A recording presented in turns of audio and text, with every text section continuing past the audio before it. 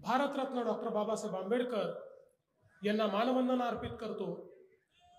आणि आजच्या या प्रचार सभेमध्ये मंचावर उपस्थित असलेले मंत्रिमंडळातील आमचे सहकारी आकाश भाऊ फुंडकरजी, आपल्या चिखलीच्या लोकप्रिय, कार्यक्षम आणि दमदार आमदार श्रीमती श्वेताताई महाले, आपले चिखली नगरपालिकेचे नगराध्यक्ष पदाचे उमेदवार, ज्येष्ठ नेते, अनुभवी नेते श्री पंडितराव देशमुख, सतीश भाऊ गुप्ता, विजय कुमार कोठारी, सुरेश अप्पा कबूतरे, रामकृष्ण दादा शेटे, आमचे प्रकाश महाराज जवंजाळ, डॉक्टर प्रताप सिंग राजपूत, डॉक्टर आशुतोष गुप्ता, श्री संतोष काळे, श्री भाई विजय गवई, प्रेमराज भाला, हरिकिशनजी वाधवानी, त्याचप्रमाणे आपले नगरसेवक पदाचे सर्व उमेदवार या ठिकाणी, या जिल्ह्यामध्ये आपल्या बुलढाण्याच्या उमेदवार अर्पिताताई विजयराज शिंदे, इतर सर्व आपले जिल्ह्यातील उमेदवार आणि उपस्थित सर्व भगिनी आणि बंधूंनो, मी आज चिखलीमध्ये पहिल्यांदा तर राजमाता आई जिजाऊ मासाहेब यांच्या चरणी नतमस्तक होतो आणि त्यासोबत रेणुका मातेचा देखील आशीर्वाद या ठिकाणी घेतो। या रेणुका मंदिर ट्रस्टचे विश्वस्त असलेले आणि 2 वेळा नगरसेवक म्हणून चिखलीमध्ये ज्यांनी अतिशय चांगलं काम केलं, वर्षानुवर्ष अगदी जनसंघाच्या काळापासनं चिखलीमध्ये भारतीय जनता पक्षाचं कार्य ज्यांनी केलं, असे अतिशय ज्येष्ठ नेते, जवळपास 200 कोटी रुपयाची श्रीराम नागरी पतसंस्था अतिशय यशस्वीपणे चालवणारे आणि शाळा असो की सामाजिक कार्य असो, सगळीकडे इतका मोठा पसारा असताना देखील जनसामान्यात वावरणारे असे आपले पंडितराव देशमुख हे आज या ठिकाणी आपल्याला खऱ्या अर्थानं उमेदवार म्हणून लाभलेले आहेत। ही खरोखर अतिशय आनंदाची गोष्ट आहे। मी आज आपल्याला एवढंच सांगण्याकरता आलेलो आहे की या निवडणुकीच्या निमित्ताने खरं म्हणजे मला कोणावरही टीका टिप्पणी करायची नाही। मी कोणाची निंदा नालस्ती करण्याकरता देखील आलेलो नाही। मी तुम्हाला हे सांगण्याकरता आलो आहे की नगरपालिका, नगर परिषदेच्या निवडणुकीच्या निमित्ताने एक सकारात्मक मत हे भारतीय जनता पार्टी, RPI आमच्या मित्रपक्षांना हवं आहे। आणि हे सकारात्मक मत आम्हाला याकरता हवं आहे की आम्हाला नगरपालिकेची सत्ता ही केवळ खुर्च्या तोडण्याकरता नको, तर आमच्याकडे महाराष्ट्रातल्या नगरपालिका, नगरपंचायतींची जी शहरं आहेत, या शहरांमध्ये कशा प्रकारे परिवर्तन करता येईल, या शहरातल्या सामान्य नागरिकाला त्यांच्या आशा आकांक्षा कशा पूर्ण करता येतील, त्यांचं जीवनमान हे आपल्याला कसं बदलवता येईल, याची संपूर्ण ब्ल्यूप्रिंट तयार आहे। आज आपल्याला मी सांगू इच्छितो की या देशामध्ये आपण जर बघितलं तर शहरांकडे आणि नागरीकरणाकडे पहिल्यांदा कोणी लक्ष दिलं असेल तर ते आपल्या देशाचे आपले प्रधानमंत्री माननीय मोदीजी आहेत। आज तुम्ही बघा, महाराष्ट्रासारख्या राज्यामध्ये महाराष्ट्राची 50% जनता, 6-6.5 कोटी लोक हे 40,000 गावांमध्ये राहतात, पण तेवढेच जवळपास 6-6.5 कोटी लोक चिखली सारख्या 400 शहरांमध्ये राहतात। त्यामुळे या शहरांकडे लक्ष देणं देखील जरुरी आहे। शहरांमध्ये अन्न, वस्त्र, निवारा, शिक्षण, आरोग्य, रोजगार याच्या शोधामध्ये गावातनं लोक आली। दुर्दैवाने शहरं मोठी होत होती, पण त्या शहरांचा विस्तार वाढत असताना त्या आलेल्या माणसाला घर मिळालं पाहिजे, त्याला अन्न वस्त्र निवारा शिक्षण आरोग्य रोजगार मिळाला पाहिजे, पिण्याचं पाणी मिळालं पाहिजे, कचऱ्याची व्यवस्था झाली पाहिजे, भुयारी गटार योजना झाली पाहिजे, अशा पद्धतीनं कधी विचारच झाला नाही। आणि परिणाम असा झाला, शहरं मोठी होत गेली पण बकाल होत गेली। सगळीकडे कचऱ्याचं साम्राज्य, सगळीकडे नाल्यांचं साम्राज्य, घाण पाण्याचं साम्राज्य। त्या ठिकाणी आपलं नालीतलं वाहून जाणारं सांडपाणी घाण पाणी, यामुळे आपल्या विहिरी खराब झाल्या, आपली शेती देखील त्यातनं खराब झाली, आपले नदी नाले ओढे तलाव देखील त्यातनं खराब झाले।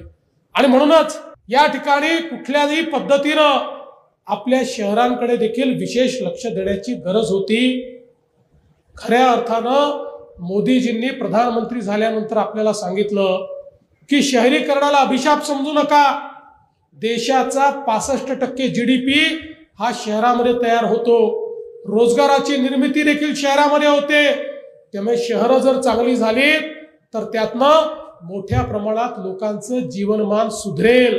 आणि म्हणून देशामध्ये पहिल्यांदा मोदीजींनी शहराकरता देखील योजना सुरू केली, अमृत सारखी योजना, की ज्या योजनेमध्ये लाखो कोटी रुपये हे देशातल्या शहरांकरता मोदीजींनी दिले। आणि त्यासोबत आपणही महाराष्ट्रामध्ये त्याला लागून अनेक योजना सुरू केल्या। आज आपण बघा, अमृत सारख्या योजनेमुळे प्रत्येक शहरामध्ये पिण्याचं पाणी हे घरापर्यंत आपण पोहोचवू शकतो।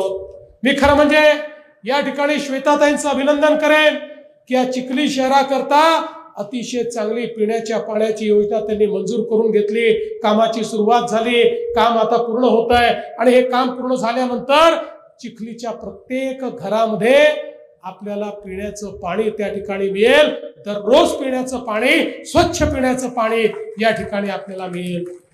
आणि आता मोदीजींनी याच योजनेच्या माध्यमातून आपल्याला भुयारी गटार योजना करण्याकरता त्या ठिकाणी निधी उपलब्ध करून दिला, उद्यानं करण्याकरता निधी उपलब्ध करून दिला, घनकचऱ्याचं व्यवस्थापन करून घनकचऱ्यातनं पेलेट तयार करणं, खतं तयार करणं, अशा प्रकारच्या गोष्टींकरता निधी उपलब्ध तयार करून दिला, आपल्या रस्त्यांकरता निधी उपलब्ध करून दिला।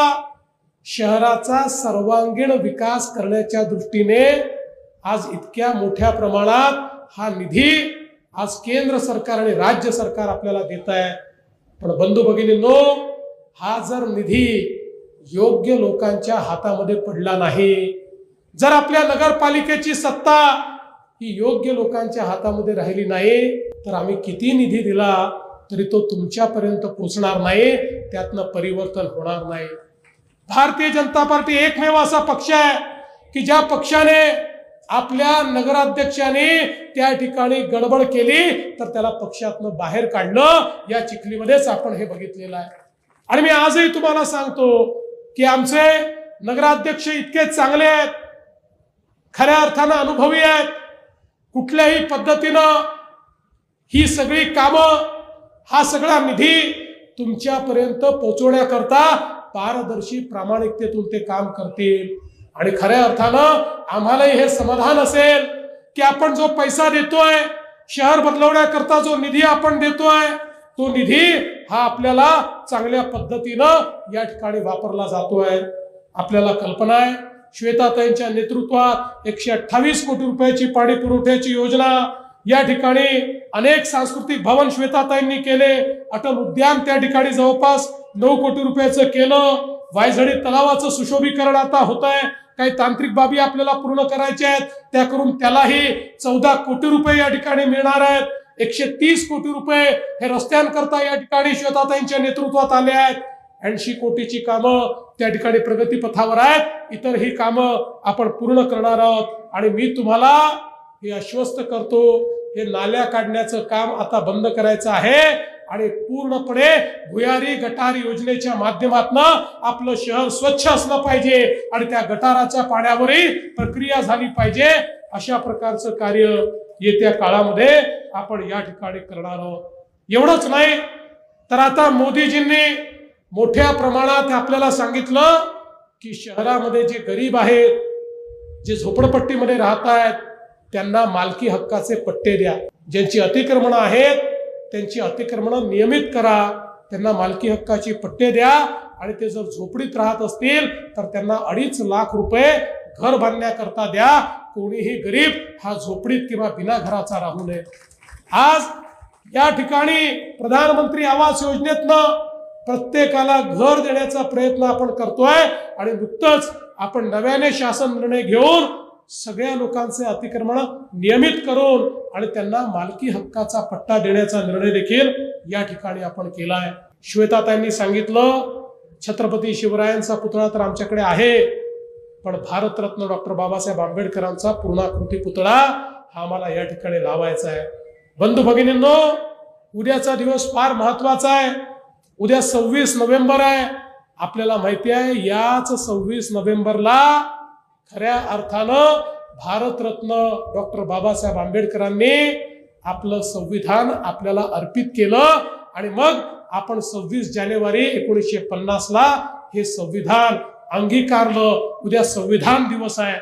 ज्या महामानवाने आपल्याला संविधान दिलं त्या महामानवाचा पुतळा जर चिखलीकरांची मागणी आहे तर मी तुम्हाला आश्वस्त करतो की या ठिकाणी आपलं नगरपालिकेत सत्ता आल्यानंतर त्या महामानवाचा पुतळा या ठिकाणी लावण्यात येईल। आणि एवढंच नाही तर खऱ्या अर्थानं माझ्या लाडक्या बहिणी या ठिकाणी बसलेल्या आहेत, स्त्री शिक्षणाची मुहूर्तमेढ करणारे महात्मा ज्योतिबा फुले आणि क्रांती ज्योती सावित्रीबाई फुले यांच्याही प्रतिमा यांचेही पुतळे आपल्याला लावायचे आहेत। त्याकरताही आवश्यक ती सगळी मदत ही आपल्याला या निमित्ताने निश्चितपणे करण्याचं काम हे राज्य सरकारच्या वतीने आम्ही करणार आहोत। बंधू भगिनींनो, खऱ्या अर्थानं आपली शहरं चांगली करायची आहे। ही शहरं चांगली करण्याकरता आपल्याला चांगलं प्रशासन पाहिजे, गतिशील प्रशासन पाहिजे आणि गतिशील प्रशासनाच्या पाठीशी खंबीरपणे उभं असलेलं सरकार पाहिजे। मी तुम्हाला हे सांगण्याकरता आलो आहे, ज्या प्रकारे श्वेताताईंच्या पाठीशी आम्ही खंबीरपणे उभे आहोत त्याच प्रकारे तुम्ही पंडितजींना या ठिकाणी निवडून द्या। आमची निश्चितपणे नगरपालिकेत सत्ता आणा। पूर्ण महाराष्ट्र सरकारची ताकद या नगरपालिकेच्या पाठीशी उभं करून या ठिकाणी तुमच्या सगळ्यांच्या जीवनामध्ये परिवर्तन आणण्याचं काम आम्ही करू। आम्ही केवळ बोलणारे लोक नाही आहोत, केवळ निवडणुका आल्या म्हणून आश्वासन देणारे लोक नाही आहोत। आपल्याला माहिती आहे मागच्या काळामध्ये आपल्या सगळ्यांच्या आशीर्वादाने एक प्रचंड मोठा विजय विधानसभेमध्ये आपल्याला मिळाला। विजय मिळाल्याबरोबर अनेक लोक म्हणायला लागले आता यांना इतका मोठा विजय मिळाला, आता हे लाडकी बहीण योजना बंद करणार। बंधू भगिनींनो, आमच्या विजयाला कालच 1 वर्ष पूर्ण झालं, पण आम्ही लाडकी बहीण योजना बंद केली नाही। आणि माझ्या सगळ्या लाडक्या बहिणींना सांगतो, जोपर्यंत तुमचा देवाभाऊ मुख्यमंत्री आहे लाडकी बहीण योजना कदापि बंद होणार नाही। माझ्या बहिणींना ती योजना मिळतच राहील। आज आपण आपल्या शेतकऱ्यांकरता मोफत विजेची योजना सुरू केली, योजना सुरूच राहील। ती योजना आम्ही कदापि बंद करणार नाही। आम्ही या ठिकाणी शेतकरी सन्मान योजनेसोबत 6000 रुपये देण्याची योजना केली, आम्ही ती योजना देखील कुठल्याही हालतीत बंद करणार नाही। आणि एवढंच नाही तर आपण महात्मा फुले जनआरोग्य योजना सुरू केली, 5 लाखापर्यंतचा इलाज हा प्रत्येकाला मोफत देण्याचा निर्णय आपण या ठिकाणी घेतला। बंधू भगिनींनो, खऱ्या अर्थानं या योजनेमध्ये 1300 आजार होते की ज्या 1300 आजारांकरता 5 लाखापर्यंतचा इलाज आपण मोफत दिला होता। सगळ्यांना मोफत देण्याचा निर्णय आपण घेतला, पण आम्हाला अनेक लोक सांगायचे भाऊ हा आजार त्याच्यामध्ये नाही, तो आजार त्याच्यामध्ये नाही, तो आजार त्याच्यामध्ये नाही, त्यामुळे आम्हाला फायदा होत नाही। आम्ही निर्णय केला आणि 1300 वरनं 2400 आजार त्याच्यामध्ये समाविष्ट केले। आता 2400 आजारांकरता तुम्हाला एकही पैसा खर्च करण्याची आवश्यकता नाही। तुम्हाला 5 लाखापर्यंतचा इलाज हा मोफत दिला जाईल। आणि 9 आजार असे आहेत की ज्या आजारांची उपचार 5 लाखात बसत नाही, त्या आजारांकरता 5 लाखाच्या वर देखील 10 लाख लागो, 15 लाख लागो, 20 लाख लागो, तुमचं भारतीय जनता पक्षाचं सरकार तो सगळा पैसा या ठिकाणी खर्च करेल। कारण मोदीजींनी सांगितलं प्रत्येक गरीबापर्यंत मोफत उपचार पोहोचला पाहिजे। आणि आता तर आपल्याला आयुष्यमान आरोग्य मंदिर हे मोदीजींनी दिलेलं आहे। प्रत्येक शहरामध्ये गावामध्ये हा मोदीजींचा दवाखाना आपल्याला मोफत उपचारही देणार आहे आणि मोफत औषधं देखील त्या ठिकाणी उपलब्ध करून देणार आहे। आणि म्हणून प्रत्येक व्यक्तीच्या जीवनामध्ये एक मोठं परिवर्तन घडवण्याकरता खऱ्या अर्थानं या निवडणुकीकडे मी पाहतो। खरं तर मी तुम्हाला या निमित्ताने सांगू इच्छितो, मी जसं सांगितलं, मी ज्यावेळेस इथे आलो तर मला काही लोक म्हणाले की तुम्हाला, आमचे काही मीडियाचे लोक म्हणाले तुम्हाला जोरदार प्रत्युत्तर देण्याची संधी मिळाली। मी म्हटलं कशाचं प्रत्युत्तर द्यायचं आहे? म्हणाले नाही, प्रत्युत्तर याकरता की या काँग्रेसच्या प्रदेश अध्यक्षांचा जिल्हा आहे आणि ते या ठिकाणी काही तुमच्याबद्दल बोलले आहेत। मी म्हटलं कोण काँग्रेसचे प्रदेश अध्यक्ष? मी पण त्यांना ओळखत नाही, महाराष्ट्रात कोणी त्यांना ओळखत नाही, त्याच्यामुळे मी कशाला माझा वेळ वाया घालू, मी कशाला त्यांच्यावर बोलू? मी सकारात्मक मत मागण्याकरता आलो आहे, ज्यांना कोणी ओळखत नाही, ज्यांना कोणी मानत नाही। अरे हे चिखली शहर भारतीय जनता पार्टीचं, महायुतीचं आमचं शहर आहे। हे चिखली शहर, या शहरामध्ये, या चौकामध्ये ज्या वेळी मी आलो आणि तुम्हाला ज्या वेळी मी या ठिकाणी प्रार्थना केली, तुम्हाला विनंती केली, त्यावेळी माझ्या विनंतीला प्रतिसाद देत तुम्ही कमळाचं बटन दाबलं आणि भारतीय जनता पक्षाला विजयी केलं। मला विश्वास आहे यावेळी देखील तुम्ही मला कधीच निराश केलं नाही, आताही निराश करणार नाही। किंबहुना मला तर अपेक्षा आहे यावेळी या संपूर्ण बुलढाणा जिल्ह्यामध्ये सर्वाधिक मताने तुम्ही जर कुठली जागा निवडून द्याल तर माझ्या चिखलीची जागा ही तुम्ही निवडून द्याल, हा विश्वास व्यक्त करतो आणि माझं बोलणं संपवतो। धन्यवाद। जय हिंद, जय महाराष्ट्र।